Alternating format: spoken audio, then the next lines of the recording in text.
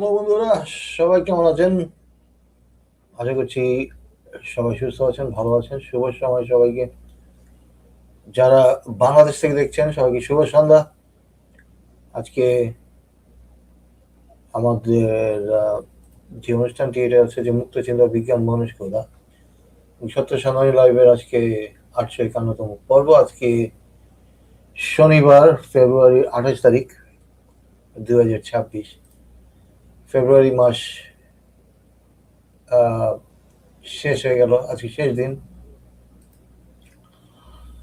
যারা যেখানে আছেন, আহ, আশা করি সুস্থ আছেন, ভালো আছেন। সবাইকে স্বাগতম আজকের অনুষ্ঠানে।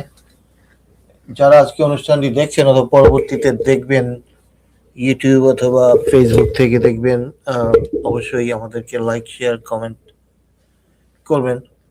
এখন যারা অনুষ্ঠানটি দেখছেন অবশ্যই কমেন্টে জানাবেন। আর যারা ইউটিউবে দেখছেন অবশ্যই ইউটিউব চ্যানেলটি সাবস্ক্রাইব করে পরবর্তী লাইভগুলি আপনারা পেয়ে যাবেন সাবস্ক্রাইব করলে পরে।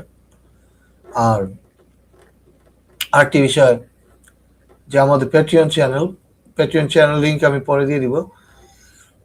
অবশ্যই প্যাট্রিয়ন চ্যানেলে মেম্বার হয়ে যাবেন। মেম্বার হয়ে গেলে আপনারা কিছু এক্সক্লুসিভ কন্টেন্ট প্যাট্রিয়ন চ্যানেল থেকে পেয়ে যাবেন। তো সবাইকে শুভেচ্ছা, স্বাগতম আবারও আজকের অনুষ্ঠানটি দেখার জন্য।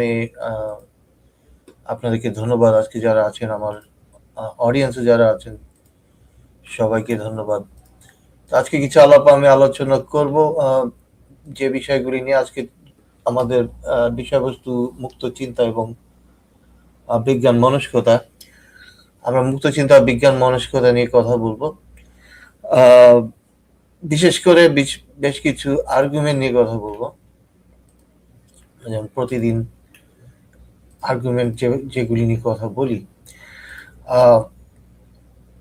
একটি আর্গুমেন্ট যেটা আছে খুবই কমন, সেটা হচ্ছে যে মহাবিশ্বের শুরু নিয়ে।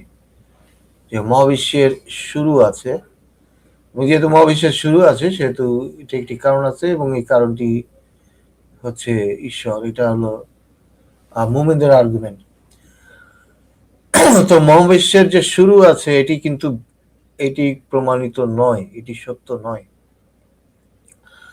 কারণ বিজ্ঞানীরা বলছে মহাবিশ্ব ইটারনাল ইনফ্লেশন থিওরির মাধ্যমে ব্যাখ্যা করা যায়। এছাড়াও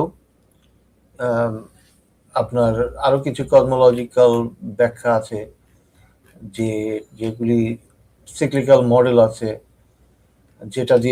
যেটা বলে যে মহাবিশ্বের শুরু আসলে বিগ ব্যাং নয়, বিগ ব্যাং দিয়ে শুরু নয়। T=0 ব্যাখ্যা করা যায় না। বিগ ব্যাং থেকে যে সময় স্পেস শুরু হয়েছে এটা কিন্তু বিজ্ঞানীরা এখন মেনে নিচ্ছেন না। হ্যাঁ, বিগ ব্যাং একটা সময় যেটা থেকে এক্সপ্যানশন শুরু, র্যাপিড এক্সপ্যানশন শুরু হয়েছে, কিন্তু তার আগে যে কিছু ছিল না, একদম শূন্য থেকে যে বিগ ব্যাং, সেটা বিজ্ঞানীরা বলে না, সেটা এখন প্রমাণিত নয়।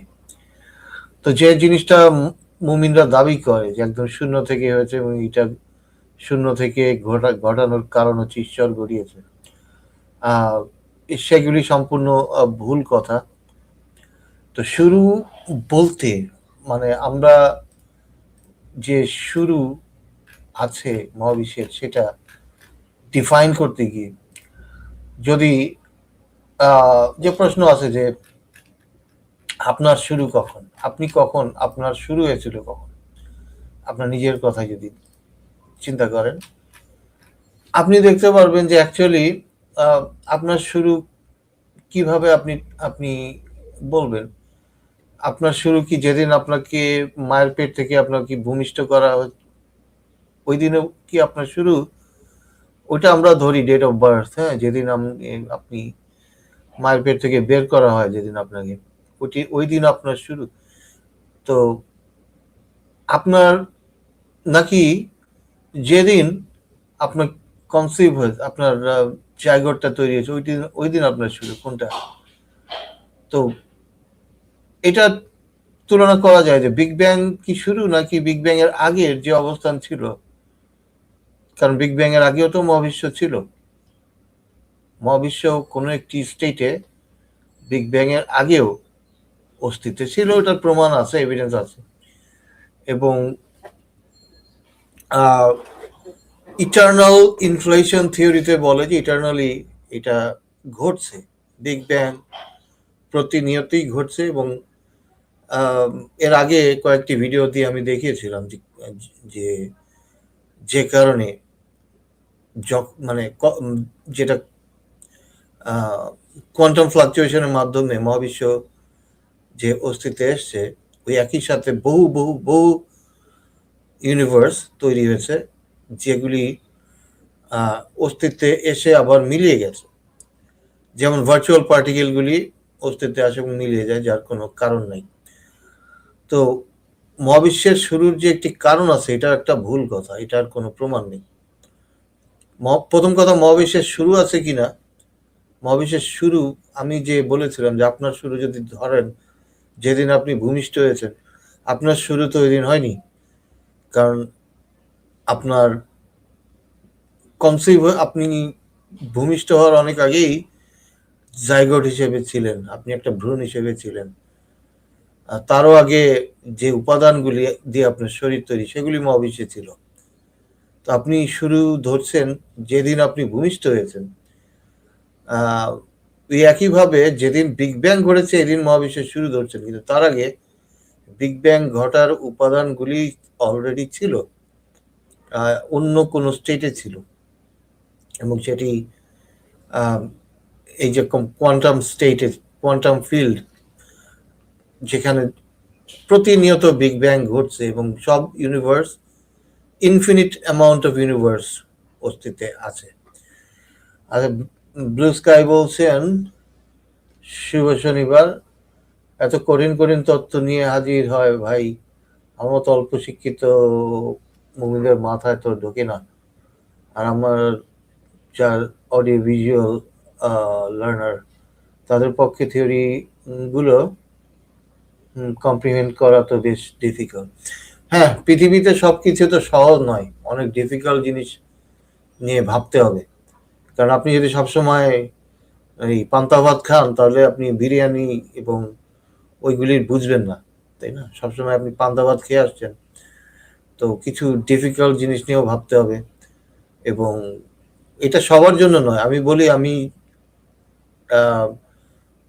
মানে ওভারঅল সবাই যে বুঝবে এমন নয়। কোনো কোনো অডিয়েন্স, এখানে আমার অডিয়েন্সের মধ্যে হয়তো 1% এই কথাগুলি বুঝবে, হয়তো আরো কম। বাট আমার উদ্দেশ্য তো সেটা না। আমার উদ্দেশ্য হচ্ছে যে এই থটস, যে চিন্তাগুলি, এগুলিকে সামনে নিয়ে আসা, যে মহাবিশ্ব নিয়ে চিন্তা করা এবং মহাবিশ্ব অ্যাকচুয়ালি কিভাবে শুরু হয়েছে, এইগুলি চিন্তা, মহাবিশ্বের চিন্তা এবং এবং জীবনের শুরু। আমরা আমি 2 দিন তো এটা আমি 2 দিন যে লাইভ করি, আমি অ্যাকচুয়ালি 3 দিন থাকি লাইভে, শুক্র শনি রবি। এবং শুক্রবারে আমরা গানের অনুষ্ঠান করি সাধারণত, শনিবারে আমি বিজ্ঞান চর্চা করি, বিজ্ঞান নিয়ে কথা বলি, বিজ্ঞান মনস্কতা এটা নিয়ে কথা বলি। এবং রবিবার দিন আমরা হয়তো এই বায়োজেনেসিস নিয়ে আবারও কথা বলবো। গত পর্বে আমরা কার্বন অ্যাটম নিয়ে কথা বলেছি। কার্বন নিয়ে কেন কথা বলেছি, যে কার্বন জীবন ফর্ম করার জন্য কার্বন যে পরমাণুটি আছে, এটা বোঝা খুবই জরুরি। কারণ কার্বন বুঝলে পরে আপনি ডিএনএ বুঝবেন।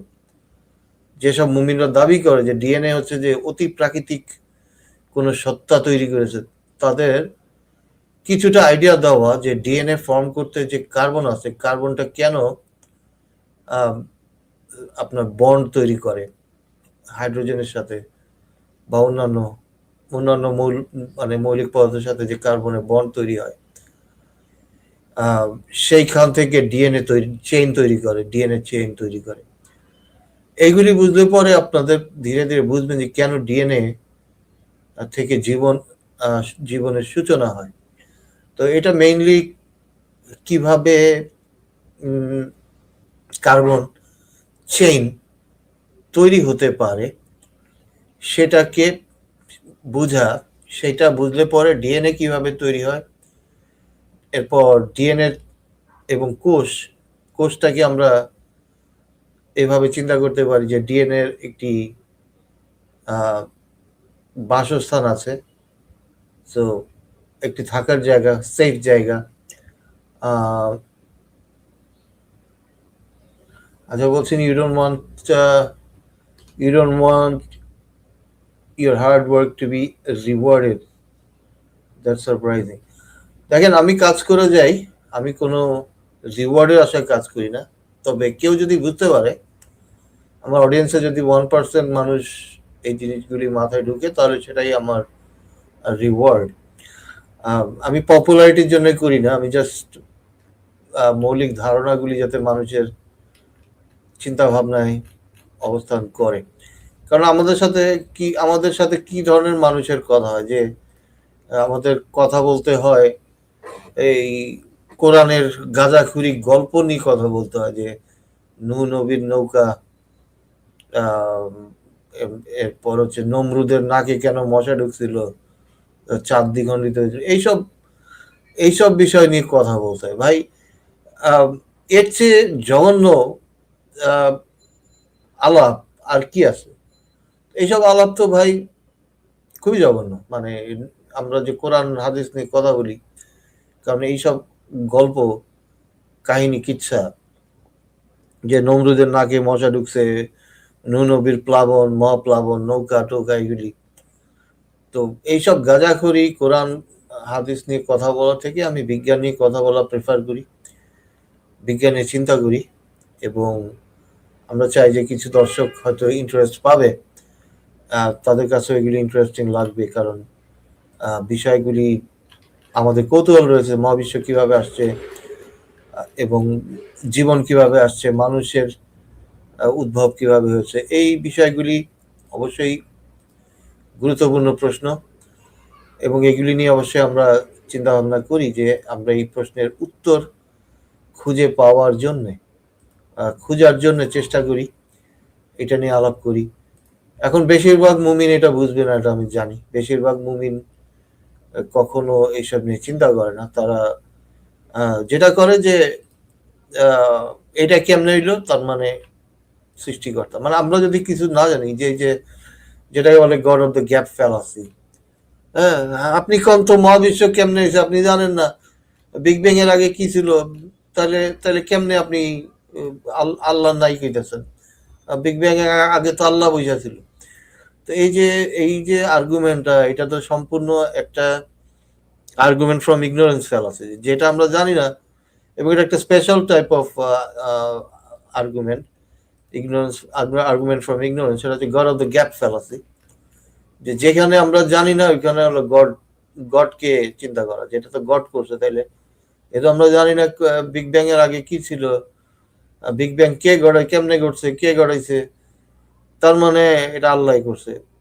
তো এই যে আর্গুমেন্টটা, এটা সম্পূর্ণ একটা ফ্যালাসি, যেটার নাম হচ্ছে গড অফ দ্য গ্যাপ, এবং এটা একটা special type of fallacy, argument from ignorance এর মধ্যে পড়বে, মানে অজ্ঞতার কুযুক্তি, যেটা জানি না ওইখানে আমরা, আপনি যদি কইতে না পারেন তাহলে আমারটা সঠিক, আপনি যতক্ষণ না সঠিক উত্তর দিবেন ততক্ষণ পর্যন্ত আমি আমার ঈশ্বরকে দাবি করব যে আমার ঈশ্বর আল্লাহ, এইগুলি হচ্ছে যে এটার কারণ।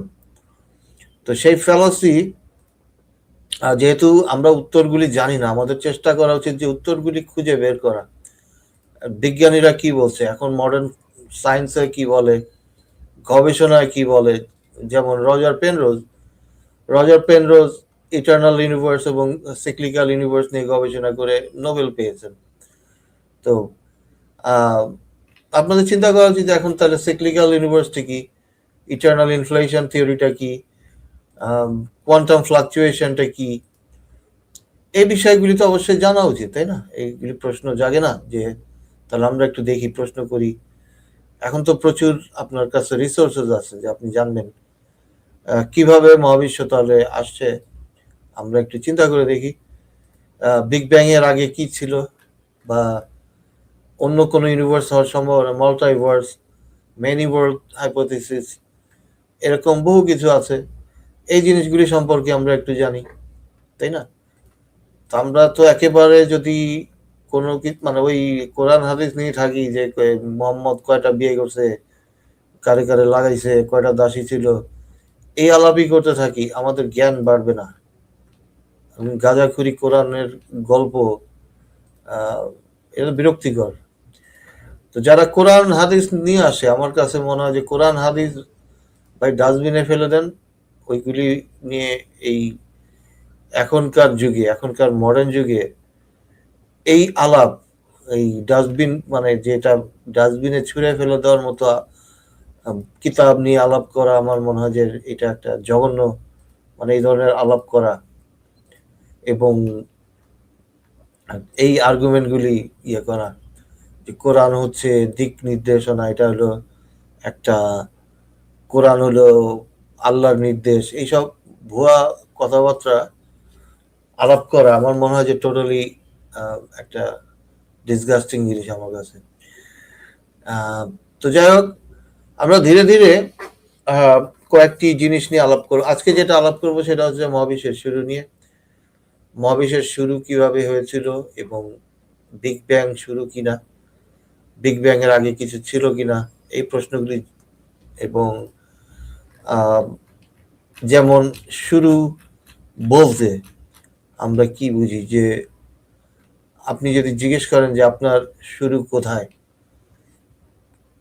আপনার শুরু কি ওই দিন যেদিন আপনি আপনার মায়ের পেট থেকে বের হয়েছে, ভূমিষ্ঠ হয়েছেন, ওই দিন তো আমরা বলি যে ডেট অফ বার্থ, ওইটা কি আপনার শুরু, নাকি যেদিন আপনার বাবা মা কনসিভ করে আপনার মায়ের পেটে একটা ফিটাস, ভ্রূণ চলে আসছিল, একটা জায়গার চলে আসছিল, ওই দিন আপনি শুরু বলবেন আপনার। এখন তার আগেও তো আপনার যে উপাদান দিয়ে আপনি তৈরি, সেগুলি তো পৃথিবীতে ছিল, তাই না? কারণ কার্বন, অক্সিজেন, এরপর হচ্ছে জৈবিক যে যৌগগুলি ছিল, তো শুক্রাণু ডিম্বাণু তৈরি করার জন্য যা যা প্রয়োজন, প্রোটিন ছিল, তো জেনেটিক ইনফরমেশন আপনার বাবা মার মধ্যে ছিল, সবকিছু ছিল আপনার জন্মের আগে। তাহলে কি ওই আপনি যেদিন মায়ের পেট থেকে বের হয়েছেন ওইটাই কি শুরু, নাকি নাকি যেদিন একটা সুপারনোভা বিস্ফোরণ হয়ে কার্বনগুলি পৃথিবীতে ছড়িয়ে যায় ওইটা শুরু? কারণ ওই উপাদানগুলি তো ওই সুপারনোভা বিস্ফোরণের পর মহাবিশ্বে ছড়িয়ে গেছে, তৈরি হয়েছে। এখন শুরু যদি আপনি বিগ ব্যাংকে বলেন, তাহলে বিগ ব্যাং ঘটার আগে যে উপাদানগুলি ছিল ওগুলি কোথা থেকে আসছে, তাই না? তাহলে তো কসমস ছিল, আগে থেকেই ছিল, এমন না যে বিগ ব্যাং হচ্ছে শুরু। তাহলে মহাবিশ্বের শুরুটা কোথায়? আমি কয়েকটা ভিডিও দেখাই আপনাদেরকে মহাবিশ্বের শুরু। ব্রায়ান কক্সের ভিডিও দেখেন যে বিগ ব্যাং এর আগে কি ঘটেছিল এটা নিয়ে। কারণ এই আর্গুমেন্টটা কিন্তু অনেকেই দিয়ে থাকে যে বিগ ব্যাং শুরু, এবং যা শুরু আছে তার কারণ আছে। এখন ব্রায়ান কক্স বলছে বিগ ব্যাং শুরু নয়। দেখুন,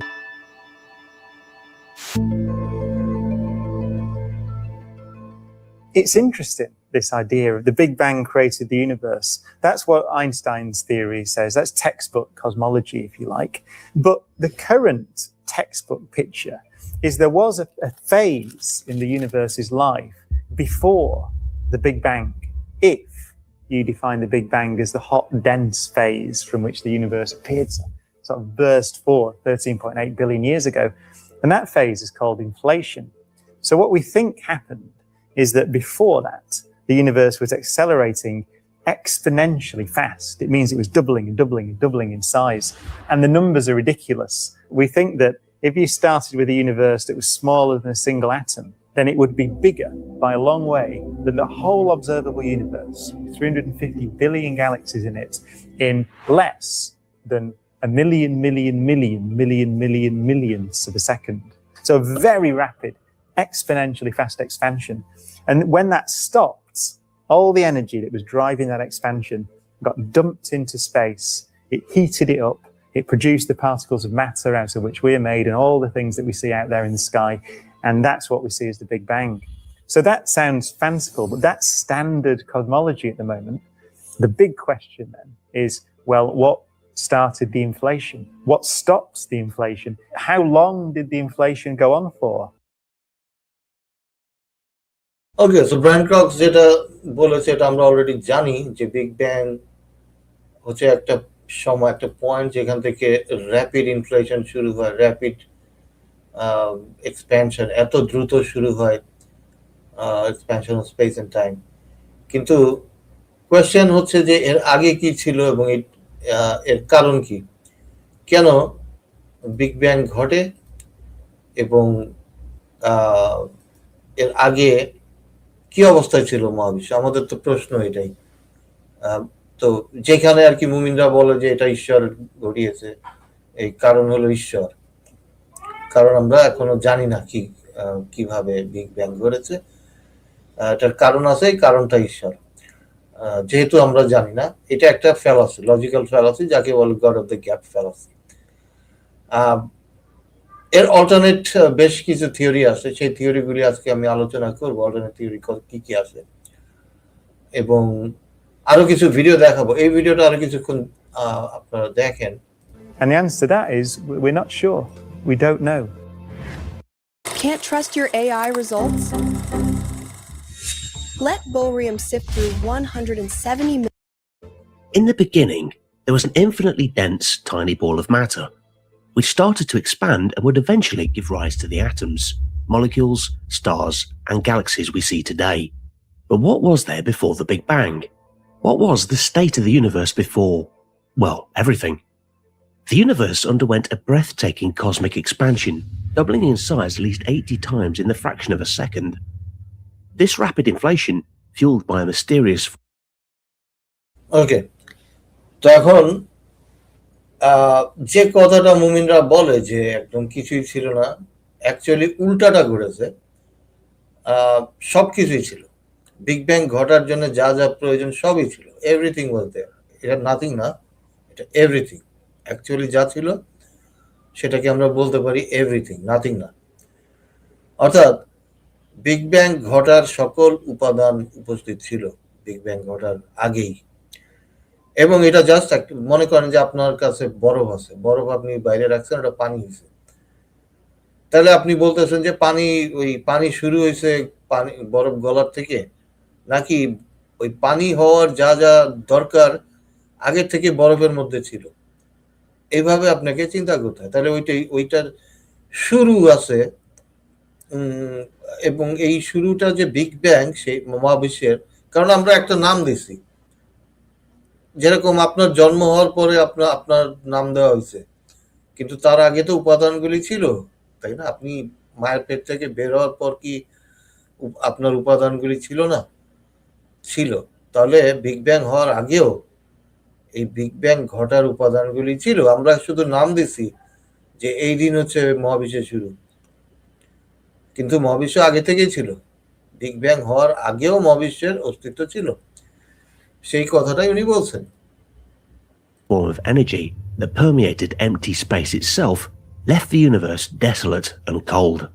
And only after that did the hot, dense conditions of the Big Bang emerge. Some of those theories suggest that the inflation doesn't stop all at once. It stops in patches. And every time it stops, you get a universe. And so some of these theories, they're called eternal inflation theories, suggest that there might not be just our universe, the bit that we can see, but there might be many universes. তো এটা হচ্ছে eternal inflation theory, যেটা বলে যে শুধুমাত্র একটি universe তৈরি হয়নি, বিগ ব্যাং অহরহ ঘটছে এবং ইনফিনিট নাম্বার অফ ইউনিভার্স তৈরি হচ্ছে। এটা হচ্ছে ইটারনাল ইনফ্লেশন থিওরি। আরেকটু দেখেন, It's an infinite number of them, and they may be being produced all the time. So what to make of that? But that's where current modern cosmology is. If cosmic inflation correctly describes what happened before the Big Bang, it may push the ultimate answer to the question of where we came from beyond the reach of science. But that just pushes the question further. because we don't know anything about what came before inflation, and it's doubtful that we'll ever know. There are theories now that suggest, as I mentioned, that there may be more than one universe and potentially an infinite number. It's a mind-boggling idea, isn't it? And I should say one extra thing. If that's true, then some of those theories say that what we call the constants of nature, so things like the strength of gravity, the speed of light, the masses of the particles, can vary from universe to universe. এটা Brian কক্সের video আপনারা দেখছেন। তো দেখেন universe শুধু একটা নয়, infinite number of universe, এবং প্রতিটা ইউনিভার্সের ডিফারেন্ট লজ, যেমন gravity different, speed of light different, এবং বিভিন্ন রকম interaction, dark matter, dark energy, এগুলি ইন্টারাকশন, গ্র্যাভিটি এগুলি ডিফারেন্ট হবে। এবং এইটার জন্য আমরা ব্যাখ্যা করতে পারি যে আমাদের ইউনিভার্সে এই কনস্ট্যান্টগুলি এরকম কেন। কারণ যখন ইনফিনিট নাম্বার অফ ইউনিভার্স তৈরি হয়, একটি ইউনিভার্স আপনি পাবেন যেখানে সবগুলি কনস্ট্যান্টগুলি ফেভারেবল হবে। জীবন এবং গ্রহ নক্ষত্র তৈরির জন্য যেটা দরকার একটি ইউনিভার্সে সেটা পেয়ে যাবেন। যেমন পৃথিবীতে জীবন ধারণের সমস্ত উপাদানগুলি আছে বা সমস্ত কন্ডিশনগুলি ফুলফিল হয়, এটার কারণ হচ্ছে বিলিয়ন বিলিয়ন বিলিয়ন বিলিয়ন গ্রহের মধ্যে একটি গ্রহে আপনি পাবেন যেখানে সবগুলি কন্ডিশন ফুলফিল হচ্ছে। এটার মানে এই নয় যে কেউ তৈরি করেছে, ঠিক আছে? এটা নেচার তার ল এর মাধ্যমে, ন্যাচারাল ল এবং প্রবাবিলিটি যখন কাজ করে তখন এই রেজাল্ট আপনি পাবেন। তো ইনফ্লেশন থিওরি আর ইটারনাল ইনফ্লেশন এগুলি বলছেন, কিন্তু আমরা আরেকটা থিওরি, আরো কিছু থিওরি সম্পর্কে জানবো। আমি এবার নীল ডিগ্রাস টাইসনের একটা ভিডিও দেখাবো। নীল ডিগ্রাস টাইসন যেটা সাজেস্ট করছেন সেটা হচ্ছে যে আমাদের এই মহাবিশ্ব অন্য একটি মহাবিশ্বের ব্ল্যাক হোলের তৈরি। মানে হচ্ছে যে এই ব্ল্যাক হোল হচ্ছে, আপনি যখন সিঙ্গুলারিটি নিয়ে কথা বলবেন, ইউনিফাইড থিওরি নিয়ে কথা বলবেন, তখন আপনাকে অবশ্যই ব্ল্যাক হোলের কথা চিন্তা করতে। ব্ল্যাক হোলের ভিতরে সিঙ্গুলারিটি তৈরি হয় একইভাবে বিগ ব্যাং এর সময় যেটা তৈরি হয়েছে। এবং আপনি যদি এই মহাবিশ্বে ক্যালকুলেশন করেন তাহলে এটা একটা ইভেন্ট হরাইজনের সমান। মানে আপনি যে ম্যাটেরিয়ালস আছে এই ক্যালকুলেট করলে পরে এই আমাদের যে অবজারভেবল ইউনিভার্স, এটা একটা ব্ল্যাক হোলের ভিতরের ইভেন্ট হরাইজনের সমান হয়ে যায়। অর্থাৎ আমরা একটা ব্ল্যাক হোলের মধ্যে আছি। তো ইভেন্ট হরাইজনটা কি সব মানে বাইরে কি কিছু থাকে না? না, অবশ্যই আছে। আমাদের মহাবিশ্বের যে ব্ল্যাক হোল আছে, তো ইভেন্ট হরাইজনের বাইরেও তো আছে। আমরা বাইরেরটা অবজার্ভ করতে পারি, ভিতরেরটা পারি না সিঙ্গুলারিটি পর্যন্ত। আর আমরা যদি ব্ল্যাক হোলের ভিতরে থাকতাম তাহলে বাইরেটাও পারতাম না। আর বাইরেটা স্পিড এত বেড়ে যেত যে আমাদের ইনফরমেশন আমাদের কাছে আসতে পারতো না। বলছেন যে anyway, Mr. SS, please keep up the good work. Even if you don't seek rewards, many of us certainly appreciate being recognized for our efforts. Good night. Thank you, Blue Sky ভাই। তো যেখানে আমরা calculation করে যেটা দেখতে পেয়েছি সেটা হচ্ছে যে এই অবজারভেবল ইউনিভার্স হচ্ছে ব্ল্যাক হোলের মধ্যে যদি আমরা ক্যালকুলেট করি ইভেন্ট হরাইজনের সমান হয়, তাহলে এই যে বিগ ব্যাংটা এটা ছিল সিঙ্গুলারিটি, ব্ল্যাক হোলের সিঙ্গুলারিটি, এবং আমরা ব্ল্যাক হোলের ভিতরেই আছি সব ম্যাটেরিয়াল। এই যে এইটা নিয়ে এখন নীল ডিগ্রাস টাইসন কথা বলবেন, সেটা শুনেন। আমরা নীল ডিগ্রাস টাইসনের এই কথা শুনি যে আমরা ব্ল্যাক হোলের ভিতরে এক্সিস্ট করি। Evidence that our universe might exist inside a black hole? What's up with that? Well, let's back up for a moment. okay? And put some base information on the table.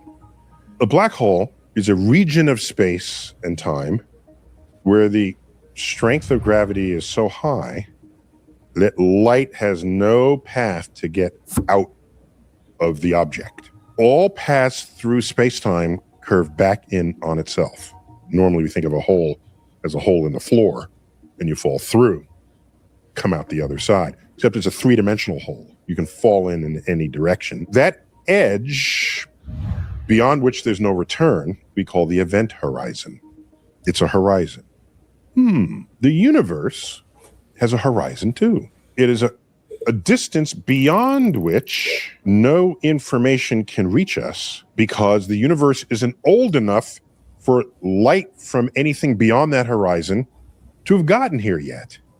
By the way, the more mass is in a black hole, the bigger the black hole becomes. In fact, if you run the math on it, it's linear.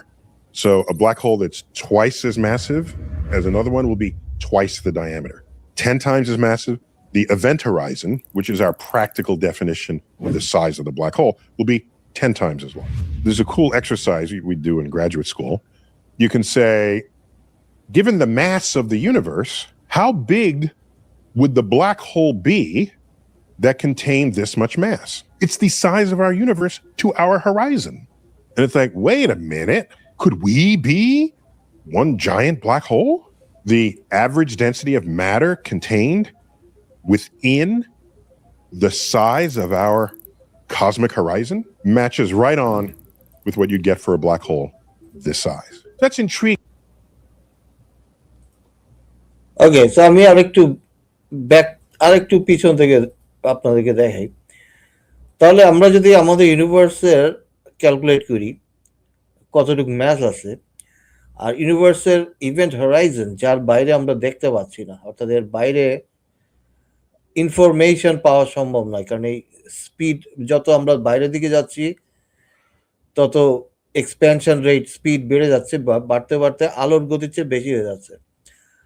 যখনই expansion rate আলোর গতির চেয়ে বেশি হচ্ছে তখন information আমাদের কাছে আসতে পারতেছে না। এই ক্যালকুলেটটা আমরা ইউনিভার্সটার ক্যালকুলেট করি এবং সেটা যদি একটা ব্ল্যাক হোলের সাথে তুলনা করি তাহলে এক্স্যাক্টলি সেম হয়ে যায়। তাহলে সেটা দেখেন, Matter contained within the size of our cosmic horizon?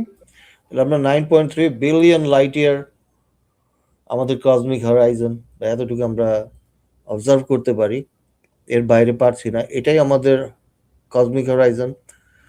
এবং ব্ল্যাক হোলের মধ্যে কি আছে? একই জিনিস, ইভেন্ট হরাইজন বলে। ব্ল্যাক হোলেরটাকে বলে ইভেন্ট হরাইজন আর ইউনিভার্সেরটা বলে কসমিক হরাইজন।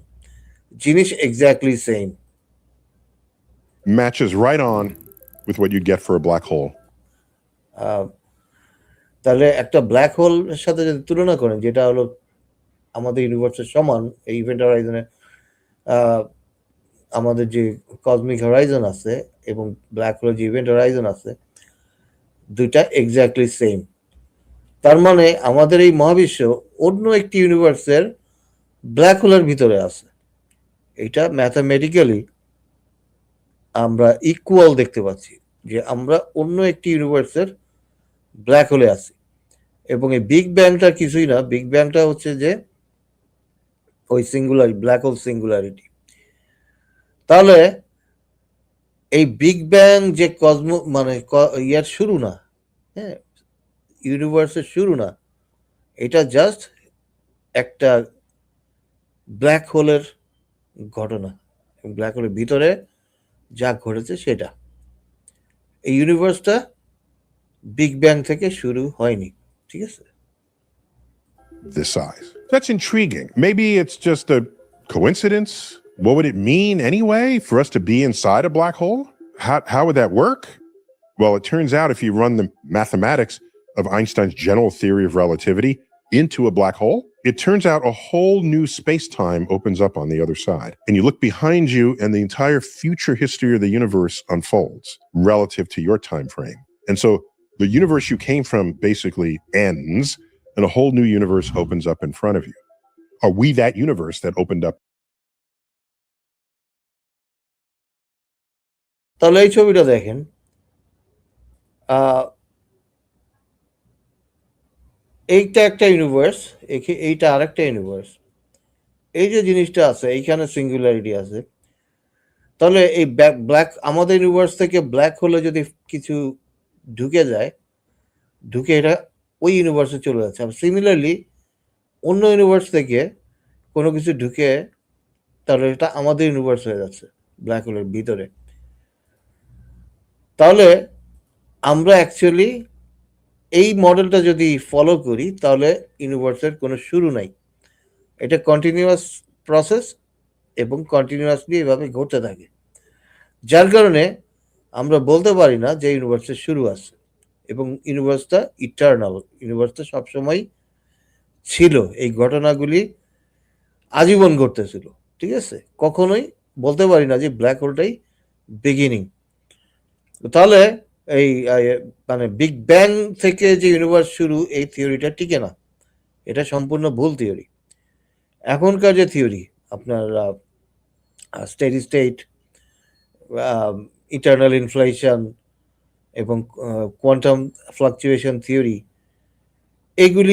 এইগুলি এখন বেশি ইয়ে পাচ্ছে, মানে এগুলি এভিডেন্স বেশি পাচ্ছে মানুষ।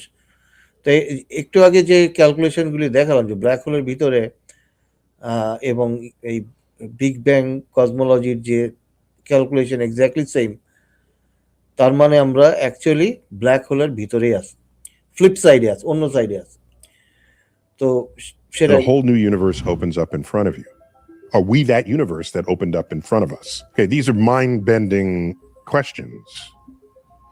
Well, there's recent research published that suggests that the contents of our universe has sort of a net rotation to it. Well, that'd be kind of weird. So in this study, it observed several hundred galaxies from the best observing directions you can come up with, which is above and below the plane of our Milky Way. And it noticed a net rotation of spiral galaxies in one direction versus the other. So if you look at spiral galaxies, if half of them sort of rotate like that and the other half rotate the opposite way, then they kind of cancel. But if most of them are rotating in the same sense, in the same direction, then that could hint that there's a net angular momentum of the entire universe. So what did they find? That 2/3 of the spiral galaxies measured rotated in the opposite direction as the Milky Way. So 2/3 is not 100%, but it's certainly more than half. So we expect this to just be random. Normally in our lives, we think of something that rotates because some other force set it into motion to do so. And we look in the universe and everything is rotating, and then you ask, what force is making that happen? Turns out, all of our evidence suggests that when you make a galaxy or a star system or a star or a planet, there's some gas cloud that started it. If the gas cloud has any motion at all, the tiniest amount, as it collapses, its rotation will speed up. The gas cloud that was large, moving just a little, will move much faster as it gets smaller. And you know this already when you see ice skaters. When an ice skater spins and they want to spin faster, they start with their arms outstretched, and they have a certain rotation speed by virtue of that. As they bring their arms in, this is a phenomenon of physics called the conservation of angular momentum. If you start out large, slowly rotating, and now you're half the size, you're going to be rotating twice as fast. If you want 10th the size, you're going to be rotating 10 times as fast. Is that right? mv squared over r. Right? This is why everything in the universe has some kind of rotation, because it's essentially impossible for any large gas cloud to not have motions within it to begin with. Often they're thermal motions. There's turbulence within the cloud before it sort of collapses to become something solid. Because of the turbulence within the clouds, there's no reason to think they would align with each other. They're each independent entities, so that when they collapse and the final product is spinning, there's no reason to think that the spin of this object is going to match up with the spin of an object over here. তো এখানে যেটা আমরা যদি আমাদের ইউনিভার্সটা observe করি, ইউনিভার্সের Galaxy 2/3 একদিকে ঘুরছে আর বাকি 1/3 অন্যদিকে ঘুরছে। এখন এই ঘোরার কারণ কি? তো এই যে অ্যাঙ্গুলার মোমেন্টাম, কোনো স্পিনিং অবজেক্টের অ্যাঙ্গুলার মোমেন্টাম, অবজেক্টটা যত ছোট মানে কনসেন্ট্রেশন বাড়ে তখন স্পিড, ওটার রোটেশনের স্পিড বেড়ে যায়। প্রতিটা গ্যালাক্সির স্পিনিং এর কারণ অ্যাকচুয়ালি গ্যাসেস কোলাইড, টার্বুলেন্সেস। একইভাবে আপনি যদি ঘূর্ণিঝড়ের কথা চিন্তা করতেন, ঘূর্ণিঝড় কেন হয়? তো এই যে টার্বুলেন্সেস এবং গ্যাসেস যখন একসাথে কোলাইড করে তাদের মধ্যে যে অ্যাঙ্গুলার মোমেন্টামগুলি তৈরি হয়, স্পিন তৈরি হয়। তো এই স্পিনগুলি কেন হয়, কি কারণে হয়, এইটার বিষয়ে বলছেন নীল ডিগ্রাস Tyson. Every reason to presume that there's no net spin direction of the universe or objects within it. So if we find and confirm that there is, we got to go back and ask, how could you get that given our expectations of randomness? Well, that was linked to the idea that we might be in a black hole. Here's why. There's only two kinds of information you can obtain that are preserved inside that black hole: the mass, the total mass, and the angular momentum.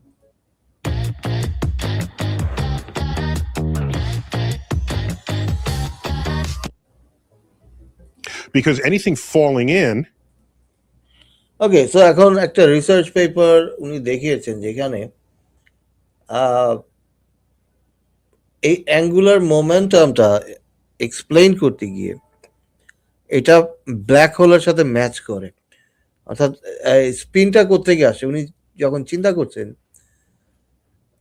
আমাদের গ্যালাক্সির spin, মহাবিশ্বের মধ্যে যে গ্যালাক্সিগুলি আছে এই গ্যালাক্সিগুলি কেন spin করছে, এইটা চিন্তা করতে গেলে আমাদেরকে দেখতে হবে যে এই স্পিনটা ব্ল্যাক হোল থেকে আসছে। ব্ল্যাক হোলের মধ্যে যখন ম্যাটেরিয়ালগুলি পড়ছে সবগুলির স্পিন আসছে ব্ল্যাক হোল থেকে। তাহলে এই মহাবিশ্ব যে ব্ল্যাক হোলের ভিতরে আছে এইটা ম্যাচ করে যাচ্ছে, এই থিওরিটা ম্যাচ করে যায় এই পেপারে, এটাই বলছেন Tyson. if it falls in with a swirl, toilet bowl style, that angular momentum continues into the black hole itself. If there's a net angular momentum of the universe, where did it come from? It's not obvious that would come from a Big Bang, which is an explosion in all directions statistically evenly. What could it be? Could we be a black hole with a net angular momentum of stuff that spiraled into us? So that's where the black hole connects back to whether the universe is rotating. So I look forward to seeing whether this result is confirmed or falsified. It's an intriguing result, and the number of galaxies was not very large, just a few hundred, and there are billions of galaxies out there. So I'll reserve judgment until I see what others publish on this subject. Anyhow, that was a what's up with that on whether or not we are living in a black hole. And if we were, what difference does it make? But it's fun to talk about. Until next time, keep looking up. তো মহাবিশ্বের গ্যালাক্সিগুলি যে spin করছে এটা একটি প্রমাণ যে এই মহাবিশ্ব ব্ল্যাক হোলের ভিতরে আছে। কারণ ব্ল্যাক হোলগুলির যে স্পিন, যে ম্যাটেরিয়াল ব্ল্যাক হোলের ভিতরে যায় সেম স্পিন ওই ম্যাটেরিয়ালগুলির মধ্যে থাকে। তো গ্যাসেস, প্ল্যানেটস, গ্যালাক্সি যাই ভিতরে গেছে সবগুলি ওই স্পিন কন্টিনিউ করছে। একজন বলছেন হ্যালো, আজকে ইউটিউবে শুনছি, ধন্যবাদ ইউটিউবে শোনার জন্য। তো তারা ভিতরে যখন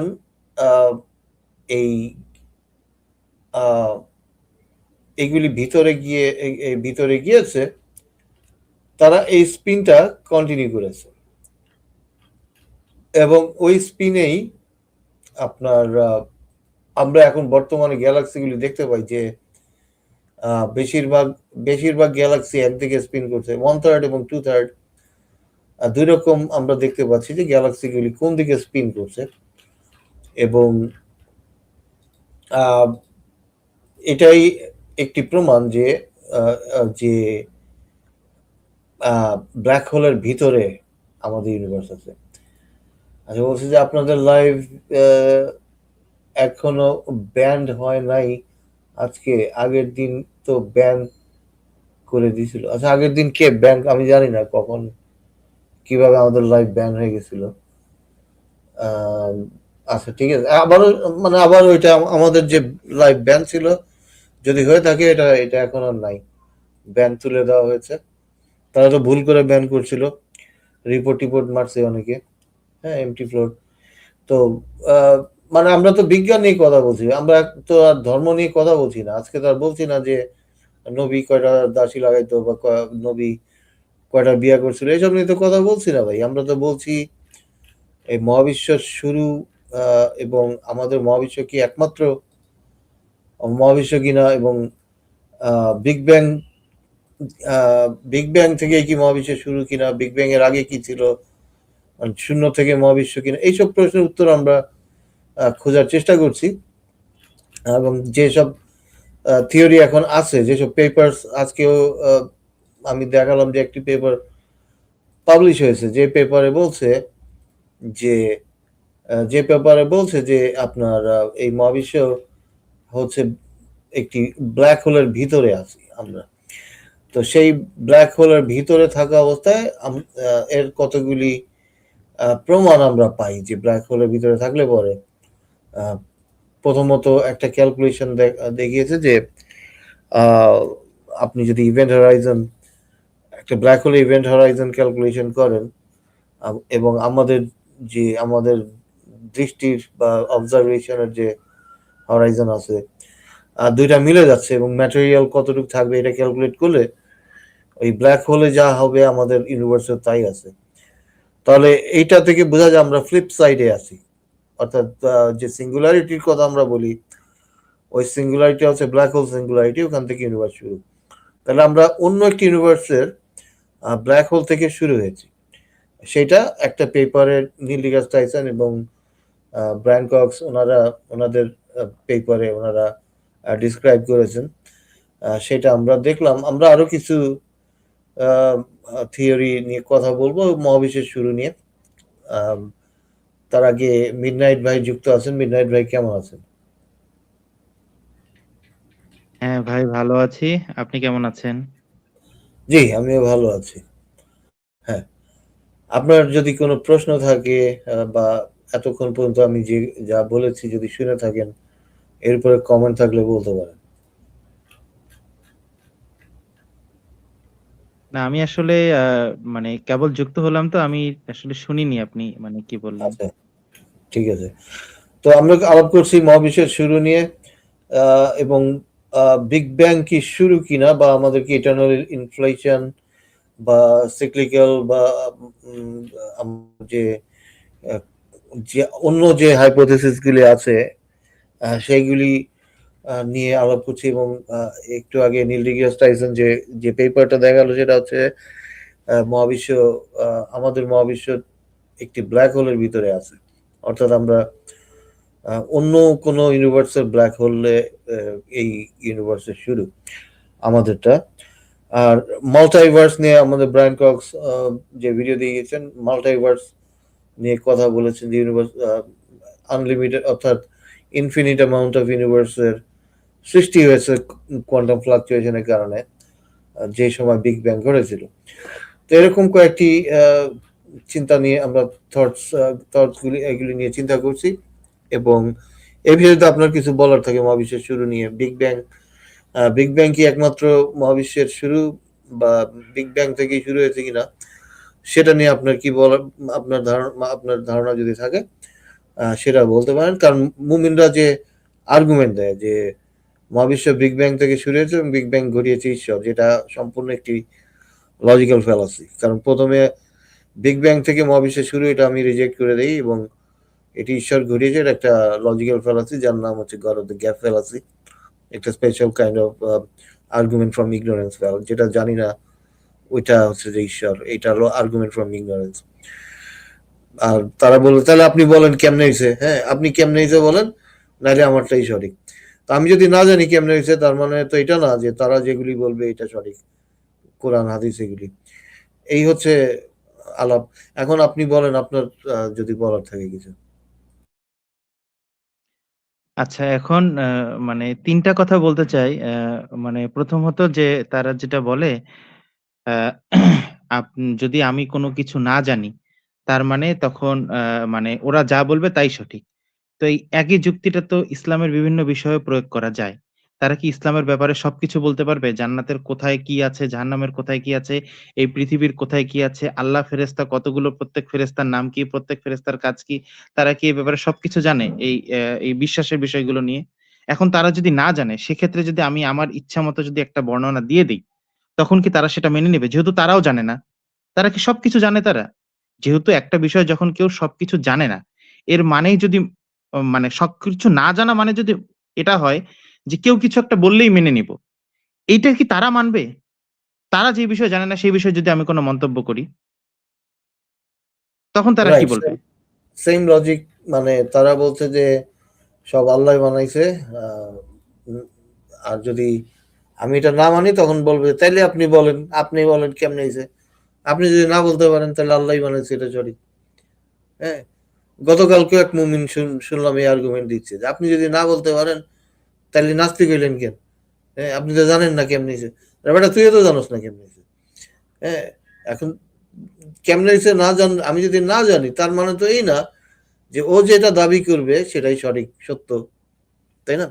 তো এটা সিম্পল লজিক ওনাদের কিন্তু মাথায় ঢুকে না। ওনারা কেন ঢুকে না? কারণ এই ছোটবেলা থেকে এটা ইয়ে করা হচ্ছে তাদেরকে, আহ, ছোটবেলা থেকে এটা মাথায় ঢুকানো হচ্ছে, এবং তারা এটা নিয়ে আর্গুমেন্ট করবে যে শুধু এটা না, আরো উদ্ভট বিষয় যেমন নূহ নবীর মহাপ্লাবন, চাঁদ দ্বিখণ্ডিত হওয়া, মোহাম্মদ ৭ আসমানে গেছিল, প্রতিটা বিষয় নিয়ে তারা আর্গুমেন্ট করবে যে আল্লাহ চাইলে কি সবই করতে পারে, তাহলে কেন উদ্ভট বিষয়গুলি কেন মিথ্যা হবে?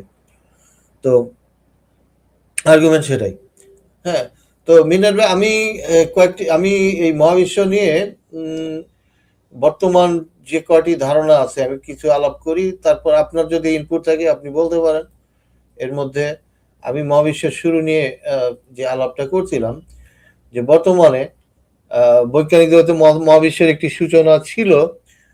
তো যেই এই মহাবিশ্বের সূচনা মানে আমরা যে মহাবিশ্বে বাস করছি, এই মহাবিশ্বের সূচনা আমরা একটি ঘন উষ্ণ আহ, একটি বিন্দু থেকে সম্প্রসারণ হয়, যেটাকে আমরা বলি বিগ ব্যাং থিওরি। একটা র্যাপিড এক্সপ্যানশন হয় দ্রুত, সেটা হচ্ছে যে আমাদের এই মহাবিশ্ব। কিন্তু এই মহাবিশ্বের বাইরে যে কিছু ছিল না সেটা কিন্তু বিজ্ঞানীরা বলে না। তো এখন এই বিগ ব্যাং এর প্রমাণ রয়েছে, যে কসমিক এক্সপ্যানশন। আমরা এডউইন হাবল যখন দেখতে পেয়েছে সমস্ত গ্রহ নক্ষত্র গ্যালাক্সিগুলি দূরে সরে যাচ্ছে, তার তখন সে উল্টা রিভার্স করে বলছিল যে এগুলি একসময় এক জায়গায় ছিল, এক বিন্দুতে। এবার কসমিক মাইক্রো ব্যাকগ্রাউন্ড বা সিএমবি দিয়ে তিনি যে ম্যাপিং করা হয়েছিল, সিএমবি ম্যাপিং এ দেখা যাচ্ছে যে খুব ইউনিফর্ম ছিল। মানে ইউনিফর্ম এই যখন মানে মোটামুটি এটা হোমোজিনিয়াস, এই কারণ মানে এইটা হয় যখন খুব দ্রুত এক্সপ্যানশন হয়। এই কারণে এখানে আর্নো পেনজিয়াস এবং রবার্ট উইলসন এইটা আবিষ্কার করেন যে মহাবিশ্বের একটি অবশিষ্ট তাপ, ওই বিগ ব্যাং এর আফটার গ্লো বলে। এটা অ্যাবসলিউট জিরো নয়, এখানে সামান্য কিছু টেম্পারেচার রয়েছে বিগ ব্যাং এর গ্লো, আফটার গ্লো থেকে একটি শক্তিশালী প্রমাণ। তো এরকম কি বিগ ব্যাং ঘটেছিল, এটা সত্যি। কিন্তু যে জিনিসটা নিয়ে আমরা তর্ক করছি সেটা হচ্ছে যে এই মহাবিশ্ব বিগ ব্যাং এর আগে কি কোনো কিছু ছিল নাকি ছিল না, নাকি এটাই শুরু?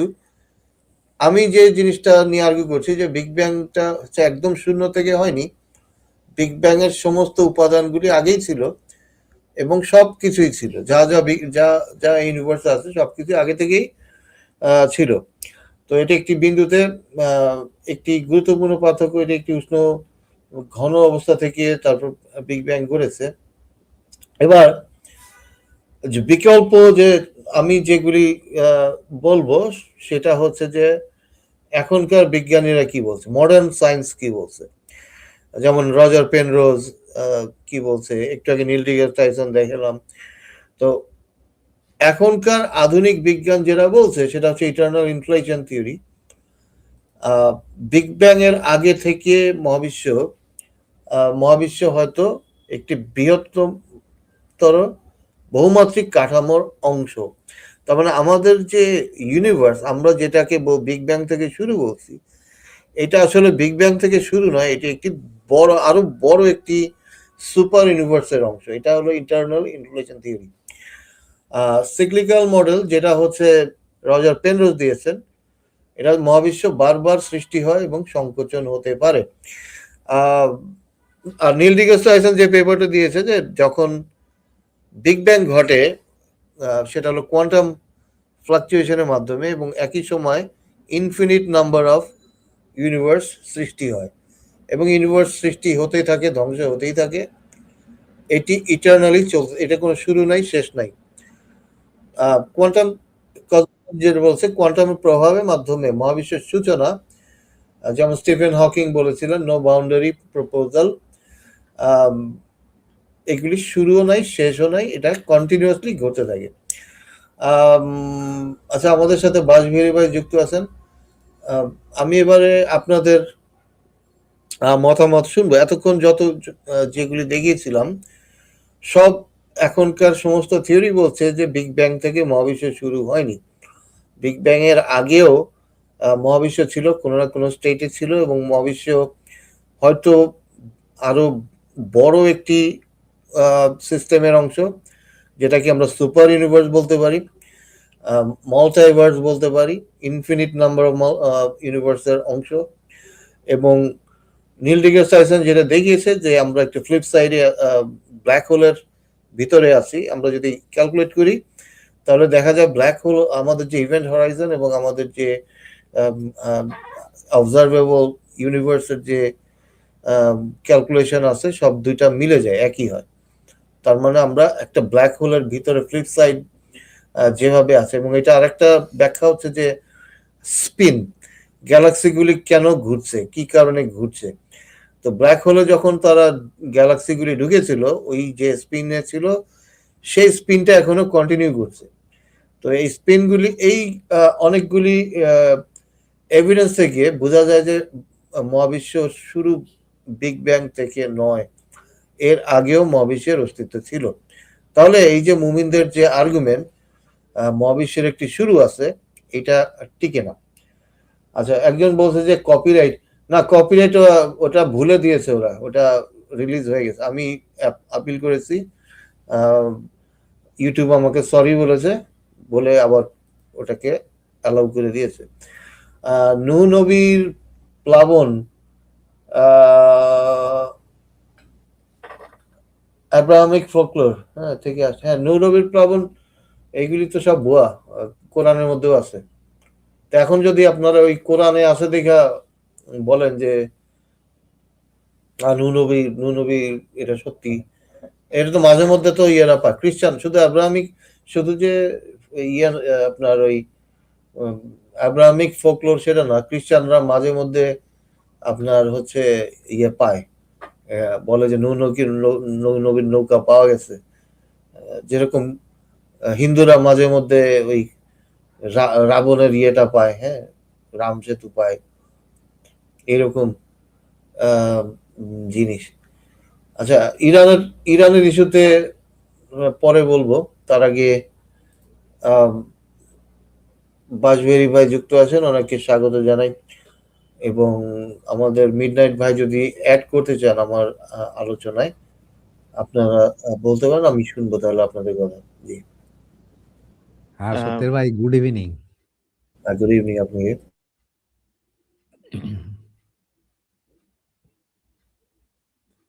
হ্যাঁ, তাহলে মহাবিশ্বের শুরু নিয়ে আহ, যে কথাগুলি বললাম, আপনাদের কি কিছু অ্যাড করার আছে কিনা, বা এই আলোচনায় যদি যুক্ত করতে চান যুক্ত করতে পারেন। বিগ ব্যাং অথবা মাল্টিভার্স অথবা cyclical model, eternal inflation, quantum cosmology, যে কোনো আপনার আহ, যে কোনো টপিকে যদি আপনার কিছু বলার থাকে বলতে পারেন এখন। জি। না, ঠিকই বলেছেন।